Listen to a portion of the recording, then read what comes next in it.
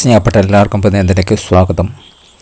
ഇസ്രായേലിലെ മരുഭൂമി യാത്ര നാം നമ്മുടെ ജീവിതയാത്രയോട് ചേർത്ത് ചിന്തിക്കാറുണ്ട്. ആവർത്തനം 2:7.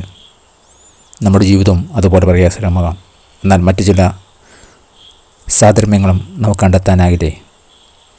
നാം നമ്മുടെ ജീവിതയാത്ര ദൈവത്തെ കൂടാതെ സ്വന്തം കാര്യയോടെ തയ്യാറാക്കില്ലേ? ഇസ്രായേൽ മക്കളെപ്പോലെ നാം നമ്മുടെ ആഗ്രഹപൂർത്തീകരണത്തിനായി പിറുപിറുക്കുന്നു.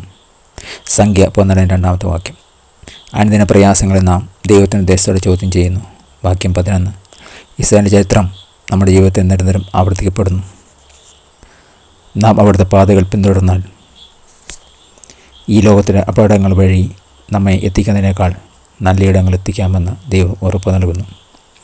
ഒന്നിനും കുറവില്ലാത്ത വിധം അവൻ നമ്മെ കരുതും. ആവർത്തനം 2:7, ഫിലിപ്പിയർ 4:19. ഇതൊക്കെ അറിയാമായിരുന്നിട്ടും അങ്ങനെ ചെയ്യുന്നതിൽ നാം പരാജയപ്പെടുന്നു. ദൈവത്തിൻ്റെ റോഡ് മാപ്പ് പ്രകാരം തന്നെ നാം സഞ്ചരിക്കണം. വീണ്ടും നമ്മുടെ യാത്ര തുടർന്ന് ഭയാനകരമായ കൊല്ലി ഹില്ലിൽ നിന്നും ഏതാനും മണിക്കൂർ പിന്നിട്ടാൽ ദൈവത്തിൻ്റെ സ്വന്തം നാടായ കേരളത്തിലെ പ്രകൃതി രമണീയവും പ്രശാന്തസുന്ദരവുമായ വയനാട്ടിൽ എത്തിച്ചേരും.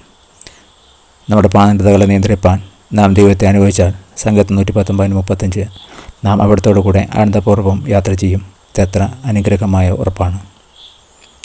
ദൈവത്തിൻ്റെ മാർഗനിർദ്ദേശം അവഗണിച്ച് നിങ്ങൾ സ്വന്തം വഴി സഞ്ചരിച്ച അനുഭവമുണ്ടോ?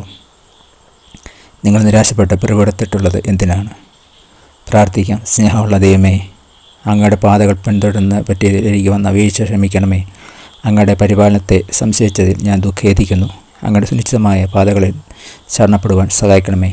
Thank God. God bless you. പുതിയ ദിവസം പുതിയ അനുഭവങ്ങൾ ദൈവം നിരക്കട്ടെ. God bless you in Jesus name. Amen.